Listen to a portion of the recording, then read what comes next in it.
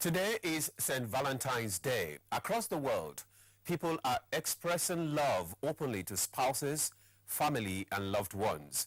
Corporate and religious organizations have also caught the love bug.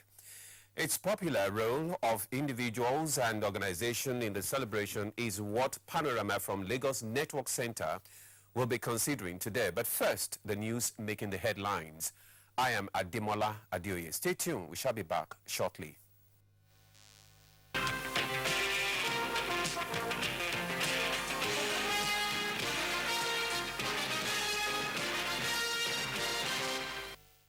The role of leadership in determining the trajectory of a nation, especially in times of crisis, is critical if the people are to emerge stronger and united. Acting President Yemi Osinbajo stated this at the memorial lecture to mark the 41st anniversary of the death of General Murtala Ramat Mohammed. Ahmed Ambali reports. General Murtala Mohammed's Africa has come of age speech fired up the momentum for an independent Africa. 41 years after, at an auspicious venue in Abuja, a city he helped create, emotions are being stirred again. While apartheid and the independence struggle were the challenges back then, today, Nigeria, the epicenter of a vibrant Africa, is grappling with a huge humanitarian problem brought about by insurgency. Acting President Yemi Osinbajo, in addressing the root cause of conflicts in Nigeria, said political and not ethno-religious factors are responsible for schisms that continue to tear the people apart. So we need a new tribe in Nigeria, men and women from all tribes and religions who believe in hard work, integrity, merit, truth and justice. Men and women prepared to fight corruption and ethnicity. Men and women who are prepared to put the national enterprise first. That is the way that Murtala Mohammed pushed, that is what he represented. Governor Obono Kashim Shettima, whose state has been at the epicenter of the Boko Haram insurgency, pointed out the necessity for leaders to step up to the plate in the face of daunting challenges.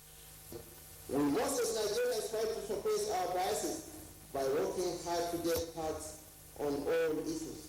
Otherwise, we continue to fall victims of conspiracy theories. There is still a lot that we can do, and a lot that we must do, and a lot that we will continue to do.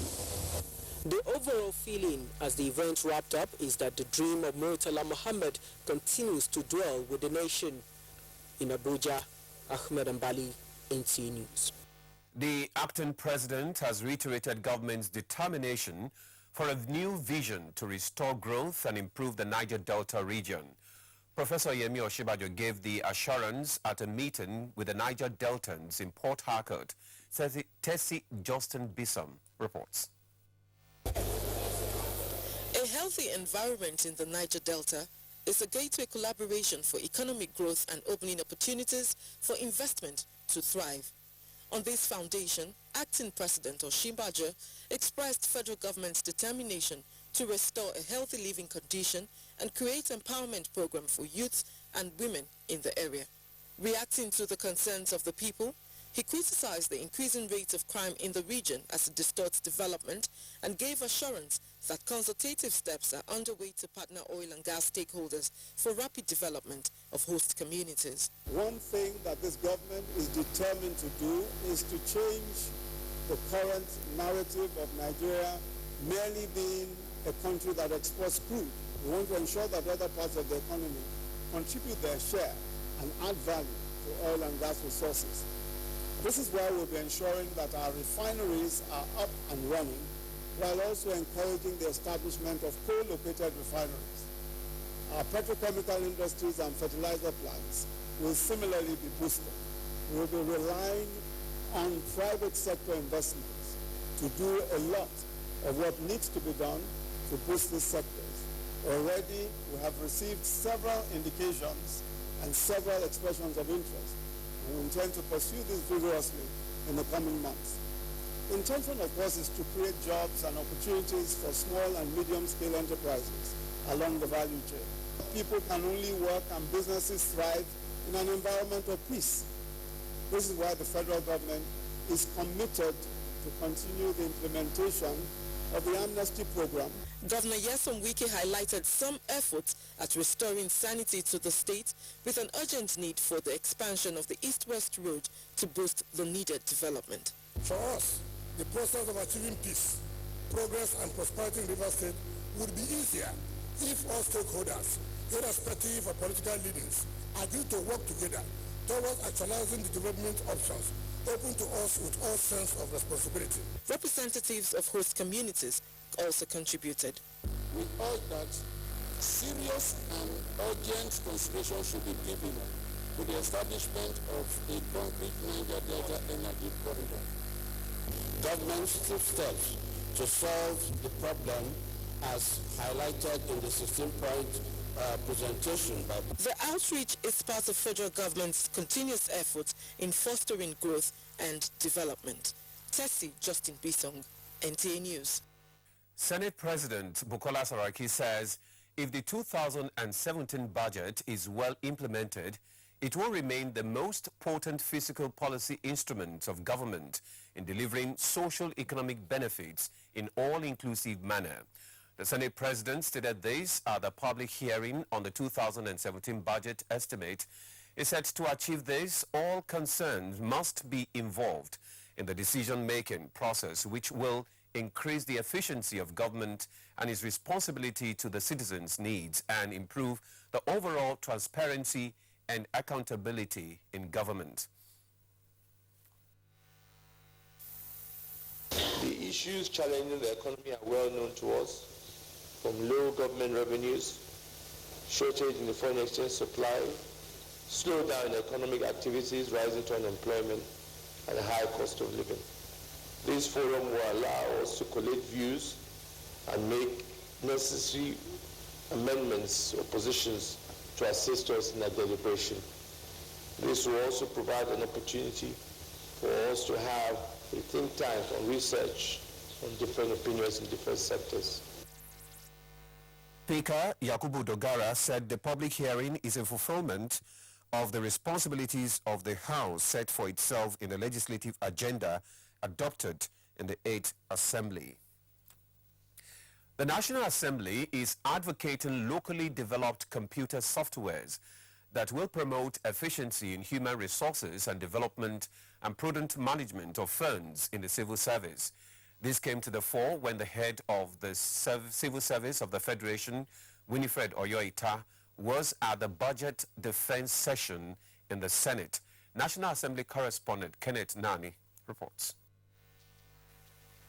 The committee reviewed the 2016 budget performance of the office, of which its capital cost stood at 779.63 million naira, with less than 40% release. Committee members demanded explanations on some of the items in the 2017 budget estimates, including allocations for international travels, training, and purchase of computer wares, as well as implementation of the efficiency strategies. So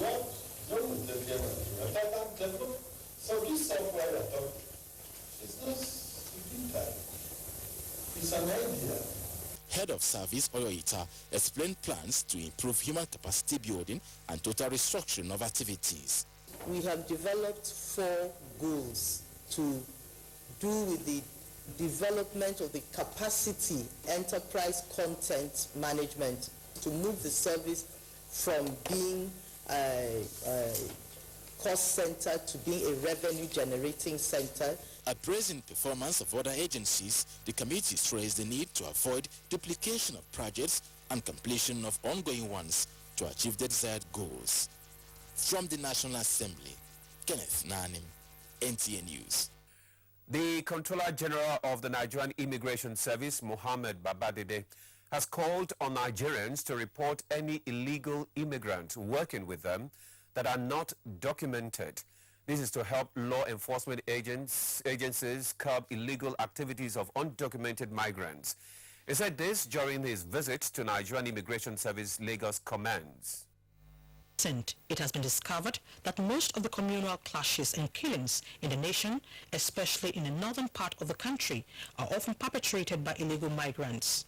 In order to curb this trend, the Comptroller General of Immigration has embarked on a sensitization tour of commands across the country. For every Nigerian who gives residence to any non-Nigerians who has been with him or her in a hotel, a factory, as long as that is a place of residence, to report that person if such non-Nigerian has not registered. So the duty is not only on foreigners, it will be also on Nigerians. While speaking to officers and men of the service, he said the service is currently working on how to solve issues bordering on migration documentation, scarcity of passport pages, data system, as well as visas on arrival. We still have problems. We try to get the best to get people this country, but give them based on needs available. But I assure you, in the next, the Vice President directly, under the directive of Mr. President, is handling this issue of scarcity.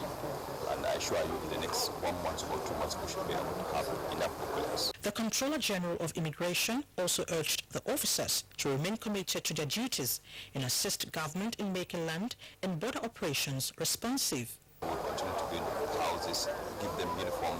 So their salaries are being paid as at when due. So the welfare is important. This is a clear symbol that the government is interested in the welfare of many uniforms. The Comptroller General of Immigration used the occasion to inspect staff quarters for its officers at Seme. The aim is to motivate and provide conducive environment for the men. He also paid a courtesy visit on the Oba of Badagry to solicit the cooperation of border communities in tackling illegal migration. Yeah, today is St. Valentine's Day across the world. People are expressing love to their spouses, family, and loved ones. We'll discuss love as it relates to Valentine. And our guest is a relationship coach and one of Nigeria's foremost love doctors, Joro Olumofin. You are welcome to Panorama. Nice to be here. Now, Nigerians and Valentine, just how popular is Valentine amongst Nigerians? It's extremely popular, especially among the youths. It is very, very popular. We have people looking forward to Valentine even from November of the previous year. Why? Because it's a way to express themselves, a way to feel free.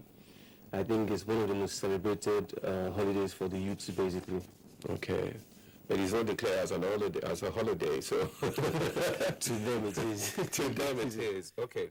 There is this impression that Valentine is an economic gimmick. That is the male making huge sums of money from the 1st of February down, and the sales outlets, you know, the hip hop and all that. What's your impression about that? Yeah, that's very, very true. I think every season, you know, generates a lot of income. You know, like every brand company, you know, like they focus on the season to make money, but Valentine's is very, very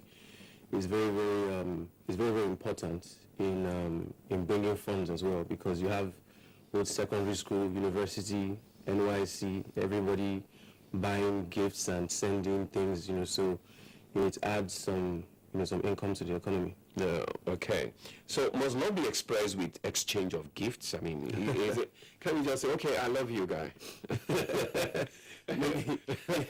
Must we exchange gifts? I mean, maybe from the 50s upwards, you know, but young people, no, don't try that. Really? So you can tell your girlfriend or whoever, I mean, I love you. I mean, just to express love. You know, I run a blog, you know, which has a lot of, you know, followers, and I get a lot of emails daily. Okay. You know, some people send stories that their boyfriend bought them a flower or chocolate, and they're upset. They are really, really upset. They say, "Can I plant that flower? Can I eat it?" What? I want an iPhone. I want a plasma screen. So it's not just about, you know, word of mouth anymore. You must express it with a gift. Yeah. It's like a sacrifice. You're making a sacrifice of love. Well, not exactly, but something tangible. It's something tangible. I mean, something that drain your pocket a bit. Yes, exactly. Now, is Valentine an opportunity to be immoral? Like some people just take, you know, it's Valentine Day and they just go AYR like that. I mean, no, I don't necessarily think so. I think a lot of Nigerian youths are very responsible. Okay. But you know, being immoral is a state of mind and is a decision. So I don't think it has to be Valentine's Day. People who want to do anything negative or immoral choose whenever they want to do it. But Valentine's Day is when people want to express themselves. They want to go out. They want to wear Red. I'm not wearing red today. No, I was going to ask. I was going to ask because if you are the symbol of love or Valentine, I mean, you're not wearing red. Last year I wore red head to toe. Even my socks, my watch, everything was red. So this year, why did it change? I just wanted to switch it up, do something different. You know? Okay. It means that I can be loving and show love without wearing red. Without wearing red. Yes. But what does color mean when it comes to Valentine? Most of the like flowers are red. Okay. The chocolate bags come in red. The teddy bears have the red nose, so people just okay, attach red to it. Yeah. So what are the benefits of love expressing? I mean, Valentine. I mean, what do we benefit when we express love to each other? I think it makes us closer and builds a greater bond. We deal with a lot of problems psychologically, emotionally on our own. So this season just brings you closer to your loved ones, and it is almost compulsory that you spend time with your loved one. Okay. So you guys can have fun. What if your loved one is far away? I mean, you're not in the same. Well, the proximity is not in the same zone, or whatever. Well, so what happens? So there's FaceTime and Skype and all those. You'll be there all day. Yes, all day. Chatting and just seeing a movie via FaceTime in another country. It's not supposed to be spontaneous. Yeah, it is. You can be spontaneous with and do whatever you please. Okay. Yeah. All right. Your final word has today is celebrated as Valentine's Day. What advice would you have for the people out there, especially the youths? I think be yourself and don't attach too much material things. Show love. Anybody who buys you anything, no matter how small it is, appreciate it. It's the efforts that matters, not the quality or the price tag on the gift. Thank you very much, Jure, for coming on Panorama. I'm glad to be here. Thank you. Now we'll take a break for some messages, after which Panorama continues. Stay with us. Nigerians, our fearless officers and men of the Nigerian military are winning the war against Boko Haram. Today, all occupied territories have been recovered and Boko Haram has been degraded. Our affected brothers and sisters are getting their lives back. However, they are now after you and me. In our mosques, churches, schools, motor parks, markets, entertainment centers, and public gatherings. Be vigilant. Be security conscious. Report suspicious persons, objects, and movements to the police and other security agencies. The security of our nation is a duty for you and me. Nigeria unite against terrorism. This message is brought to you by the Federal Ministry of Information and Culture.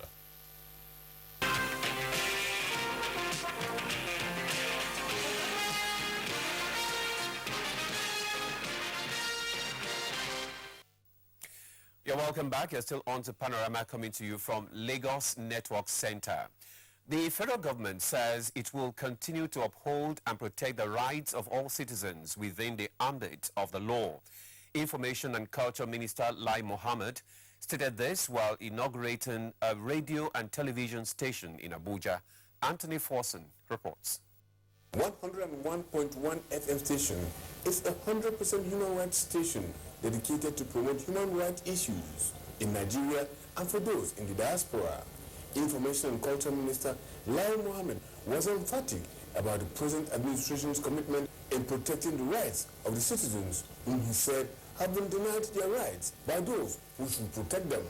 The greatest assault to our collective human rights are those people who have stolen our money. Those are the people who have assaulted our collective human rights. Those are the people who have reduced the average Nigerians to nothingness.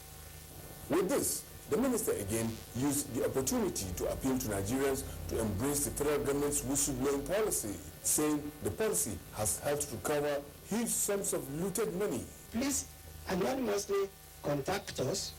We'll protect his identity, and if that information leads really to the recovery of money, he will be entitled to between 2.5 and 5% of the money recovered.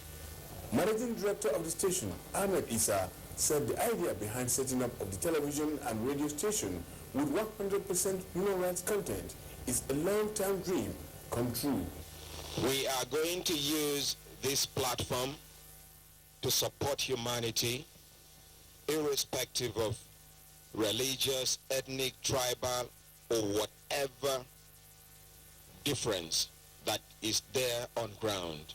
Goodwill messages poured in from the military, paramilitary, civil society, professional bodies, and philanthropists.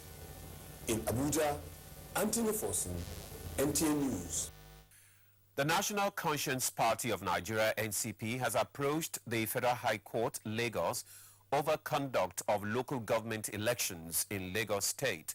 The party is asking the court to stop allocation of funds to Lagos State from the Federation accounts following its failure to conduct local government elections, not local government area.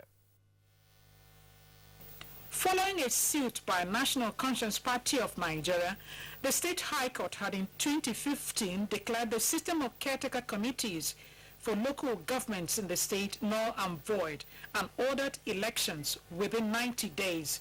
The state government appealed the judgment and has not conducted elections till date.